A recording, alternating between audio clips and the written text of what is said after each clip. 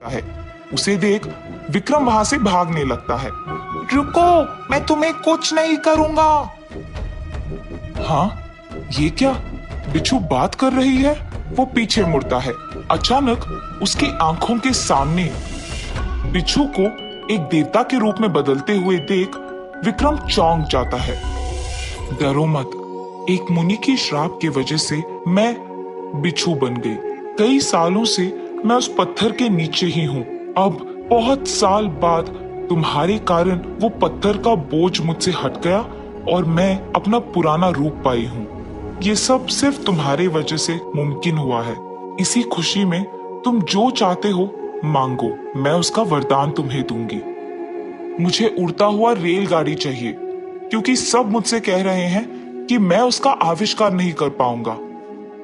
ठीक है, मैं तुम्हें एक उड़ते हुए रेलगाड़ी का वरदान दूंगी। ये लो, तुम्हारे सामने प्रकट होगा। इस रेल में बैठने के बाद तुम अगर कहीं जाना चाहते हो तो बस अपने मन में उसको मांगो और ये रेल तुम्हें वहां ले जाएगी। ये कह के और उसके सामने एक उड़ते हुए रेलगाड़ी को प्रकट करके वो देवता वहां से गायब हो जाती है।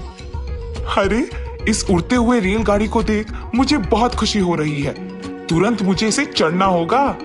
ये सोचकर वो तुरंत उस रेलगाड़ी में बैठता है। उस देवता के बातों के अनुसार ही जो जगह वो अपने मन में सोचता है वो रेलगाड़ी उसे वही ले जाती थी।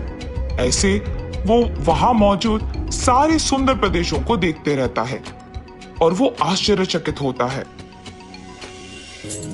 ये मुझे अब इसमें माँ के पास जाना है।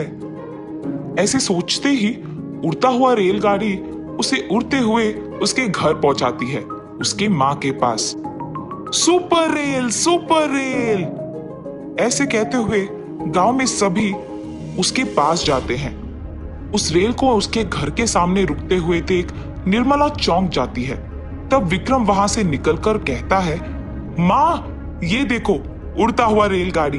आपने कहा था कि इसका आविष्कार मैं नहीं कर पाऊंगा ना, पर ये देखो मुझे मिल गई है। चलो माँ, आप भी मेरे साथ रेलगाड़ी में बैठो। विक्रम, मुझे इस रेल चढ़ने का कोई इच्छा नहीं है। पहले ये बताओ कि रेल तुम्हें कहां से मिली? तब विक्रम जो कुछ भी उसको हुआ उसके माँ को बताता है। बेटा, इसका आविष्कार तो तुमने नहीं किया ना, ये तो सिर्फ तुम्हें अपनी खुशकिस्मत की वजह से मिली है। कम से कम अब से मेरी बात मानकर तुम एक नौकरी करो, तभी तुम खुश रह पाओगे। इतने में इन दोनों की बातें सुनकर सारे लोग उन दोनों के पास जाते हैं। अरे विक्रम, तुमने तो सच में एक उड़ते हुए रेलगाड़ी का आविष्कार किया है। तुम तो महान हो। अरे विक्रम, तुम्हारी माँ तो वैसे भी कह रही है कि वो ये रेलगाड़ी नहीं चढ़ेगी, तो क्या हम चढ़ सकते हैं? ठीक है, चढ़ो रेलगाड़ी। ये कहने पर सभी उस रेलगाड़ी में चढ़कर विक्रम के साथ गांव का पूरा सैर लेते हैं। सुंदर सुंदर प्रदेश देख वो सभी चौंक जाते हैं और बहुत खुश होते हैं। एक दिन जब वो उड़ रहा था अपनी रेलगाड़ी में तो ऐसे सोचता है, काश मेरी माँ भी मेरे साथ इस रेलगाड़ी में होती। अचानक उसकी माँ उस रेलगाड़ी में उसके बगल में प्रकट होती है। उसे देख विक्रम चौंक जाता है। अरे माँ, तुम इस गाड़ी में कैसे आए?